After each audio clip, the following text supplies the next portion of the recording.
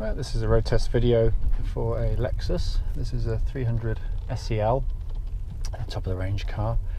Car's registered MD07JUW, and mileage at the start of this brief road test is 62,172 miles. The reason we do the road tests, as I say to everybody basically, is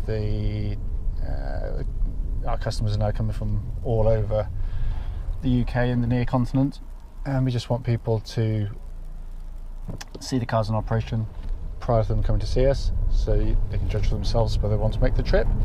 And I can give you any feedback on the vehicle I can throughout the course of the test drive.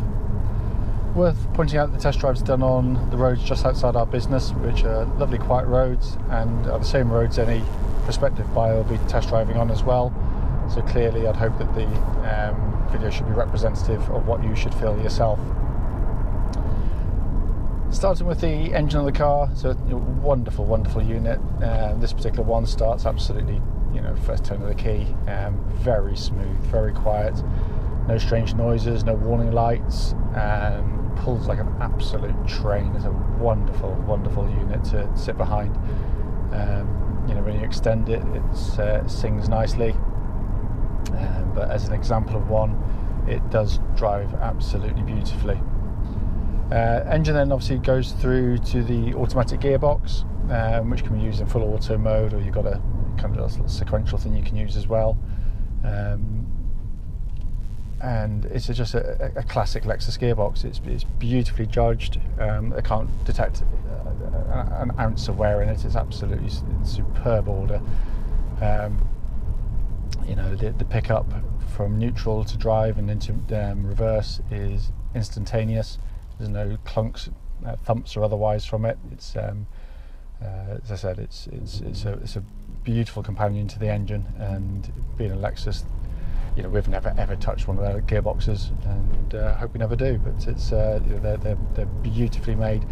But engine and gearbox, really can't fault it. It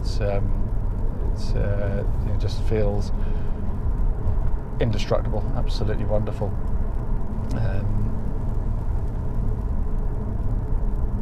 As I'm driving along, brake pedals lovely and firm, well modulated. There's not a hint of vibration or pulsing through the brake pedal, which is obviously something to look out for in automatic cars, particularly because they take a fair bit more work.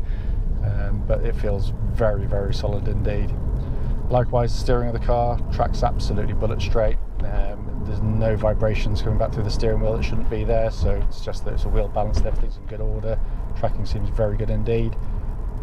Suspension of the car, obviously you can hear it going over the bumps, but there's no those nasty kind of secondary noises you sometimes get from cars, where you get a clonk or a bang or something from it, but there's nothing there at all. It's a wonderful car to drive. When you think of how expensive these were new and the cost of them now, it's cliched, but it really is an awful lot of car for the money. There's something really supremely well built about these cars in a way. Very different to the Germans, which is kind of much more kind of in your face way of building cars.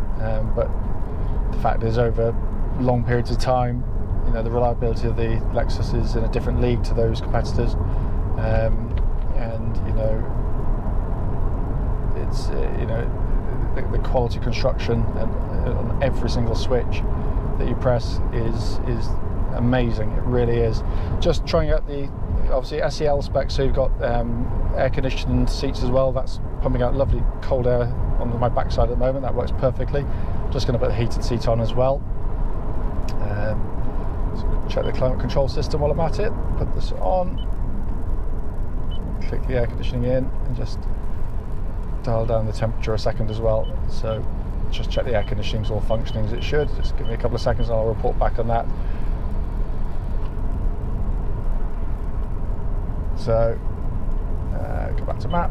So obviously SEL, so you've got this big screen sat-nav system, and obviously that doubles up as a rear parking camera as well.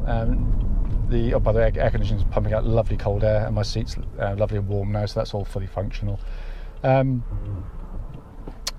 those who obviously don't know the range, the SE GS doesn't come standard with sat nav, as I found to my cost. It was stupid. I've been in trade a long time. I should have known better. Still gets a nice big screen like that with information display, and I assumed it had a sat nav in it. It did not. So don't assume they do. But you know, this is a big spec car. And obviously, you've got the Mark Levinson stereo, the air conditioned seats, and this, you know, the nav system there, over and above other functions as well.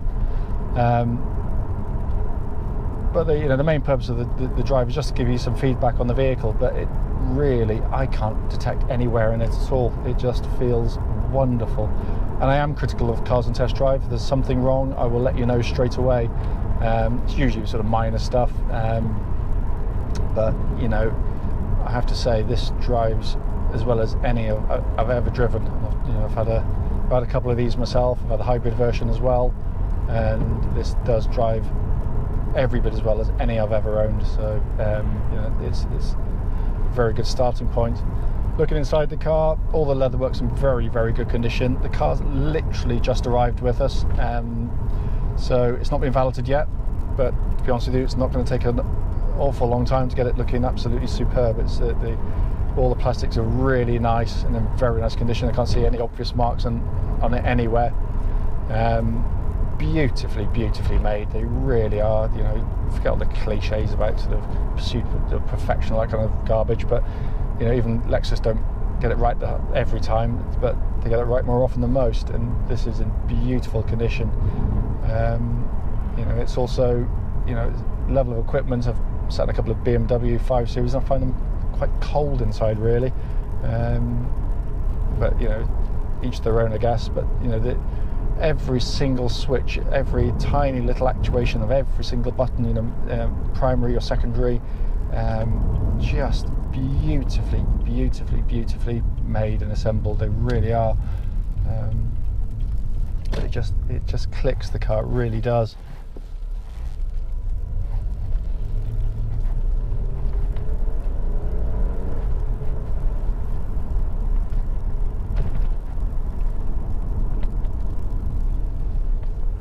Car does have a, you know, it's not as, don't get me wrong, I like it for it actually. It's not as sporting as a 5 Series BMW, but what it is a lot more comfortable.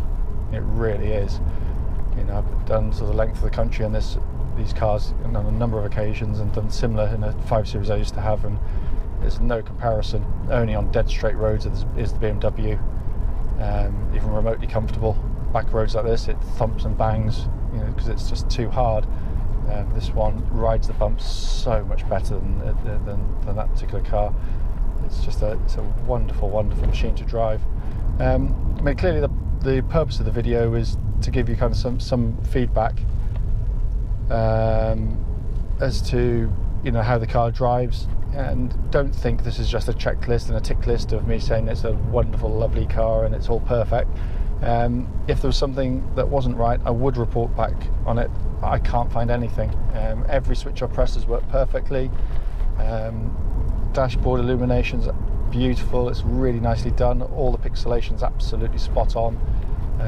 You know, I genuinely can't find a fault with the vehicle. Clearly, if I've missed anything out on the video, then you know, please do give us a call, and I'm happy to look into any item that I might have missed, and I can check any item for you as well. But as I said, based on my experience of the car on this brief test drive, you can rest assured it drives exactly as it should, and it's a lovely car.